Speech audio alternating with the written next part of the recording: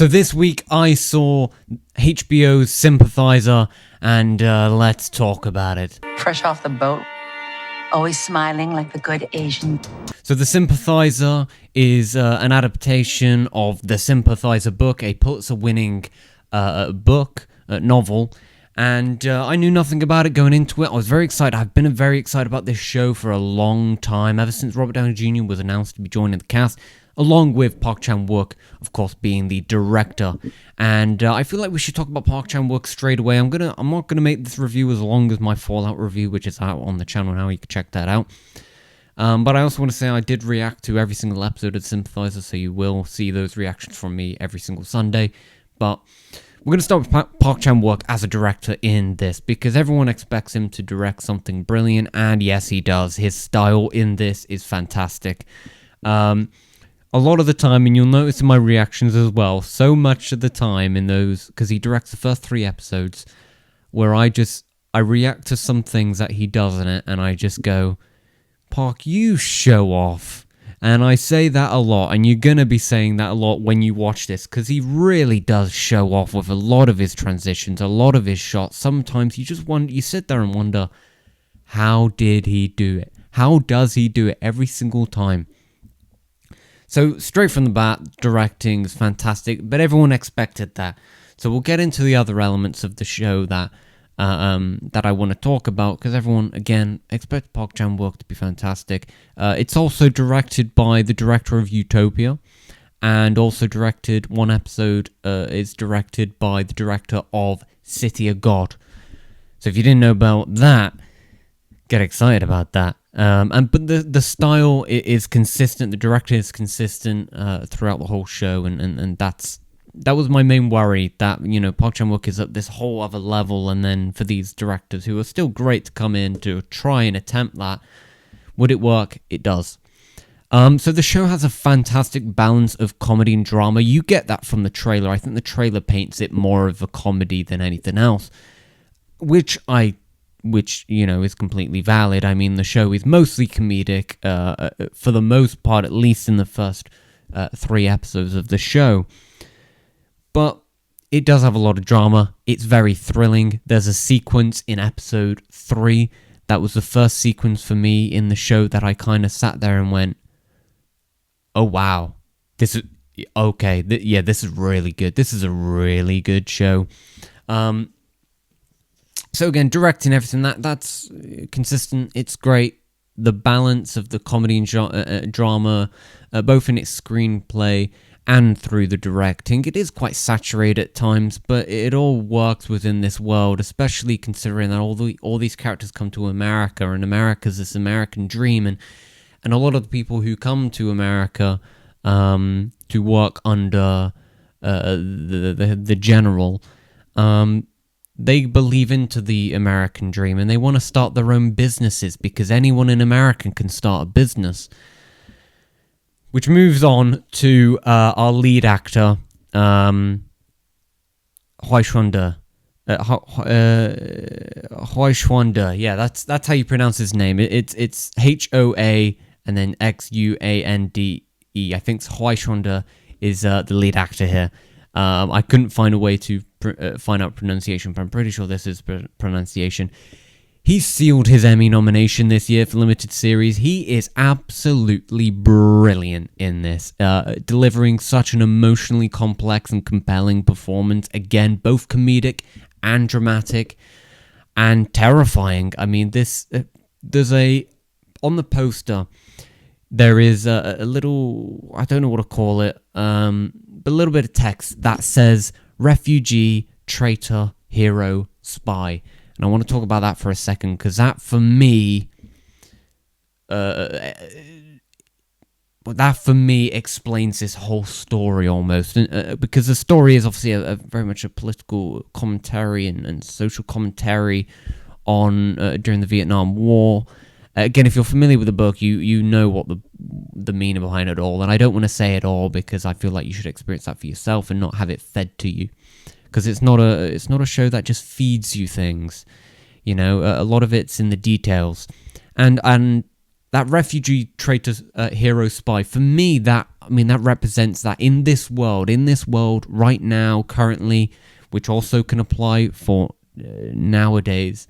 No person is just one thing, especially when the world's so divided and into, you're in America and there's 50 sections or 100 sections of America that all disagree with one another. So you can never be one thing because one side's telling you this thing, one side's telling you that thing. So trying to navigate yourself in this world, and especially in America, it is very difficult. And I think that makes for a really compelling story and character journey and development. So he was fantastic. And that moves on, what I've just said also moves on to Robert Downey Jr., who is absolutely brilliant in this. He is absolutely brilliant, who also will be getting a nomination this year. He is so funny in this, but he also has this... In Oppenheimer, Strauss has this, like, really subtle intensity about him, that sometimes he'll look at a character and he tells so much so subtly with his face.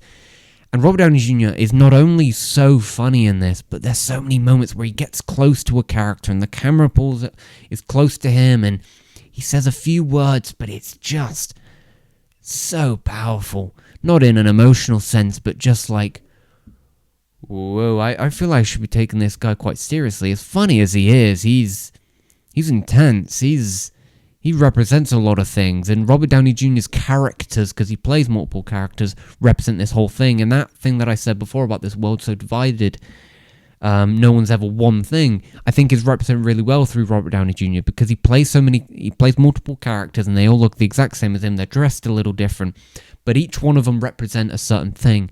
And there's a scene at the end of episode 3 that, again, I'm not going to spoil, where a character's looking at Robert Downey Jr.'s. And that's when I'm like, oh, wow, okay, I understand this now. And that's when I stepped away from the episode going, refugee, traitor, hero, spy. They don't represent that, but they represent those different sections of America and how they look the same, but just because you look the same, just because you're from the same place, just, lots of these different things doesn't mean you all represent the same thing. And you could be having a normal conversation with these guys at 1 minute, and then 1 minute later they're doing something violent, disgusting, and you kind of sit there and think, what am I a part of right now? I thought these were meant to be the good guys, but they also are, because these guys are even worse. So it's very complex in that regard, and Robert Downey Jr. is incredible in it. Sandra Oh is fantastic in this as well. I really, really like Sandra Oh in this. She was really funny. Again, the dramatic element, she was fantastic. I mean, this entire cast is brilliant. The entire cast is really, really great. And I can't commend this show enough for that. The politics may be hard to follow at sometimes. I certainly found myself I know I reacted to the show, meaning sometimes I talk a little bit and I miss a few things here and there. But it can be a little hard to follow. But if you can keep up, which I eventually did, you'll be taken on such a wonderful, complex, dark journey that has so much to say that I don't want to say, but also can't say because it is so complex. I know what I mean, but I can't articulate it. And that, for me, is a big positive of the show. I found the pacing really, really good. I thought all technical production, editing aspects are all fantastic. However, at times I definitely felt it kind of dragged along a little bit. Not all the comedy worked for me. For the most part it did, but there's some things here and there that I kind of thought, that didn't really hit, but, we'll let it slide. There's some CGI here and there that ain't amazing, but again, that's not something that really pulled me out of the show. Because of how well it's directed, sometimes you can excuse okay VFX if it's compelling in the scene that it is, and you'll notice in I think episode 1 that the CGI is not perfect in a certain moment, but you're never taken out of it because it's just really well directed, and the moment has been built up so much, and you can get away with those sort of things. I don't really know what else to say about the Sympathizer. I thought it was absolutely fantastic from start to finish. Park Chan-wook again shows off as he always does. Gorgeously shot, so stylistic and cool. Unbelievable performances all across the board, and I think as someone who hasn't read the book, I'm confident in saying I reckon it is a worthy adaptation of the book, but you'll have to let me know. The show comes out on Sunday, and we'll be dropping every single week. 7 episodes, mini-series, so you won't get a follow-up to it. It's one thing that I'd like to add before we wrap up here is it does jump a lot of times, you know, we jump flashback forward, and for me, I wasn't a huge fan of that, so I don't think this is a perfect season, personally, but it's still fantastic, and is incredibly gripping, and another HBO hit for me. Thank you for watching the video. If you're new here, feel free to subscribe, like, and comment, all that good stuff. My Instagram, Twitter, Letterboxd, down below, drop all of them. Thank you for watching. Have a great day.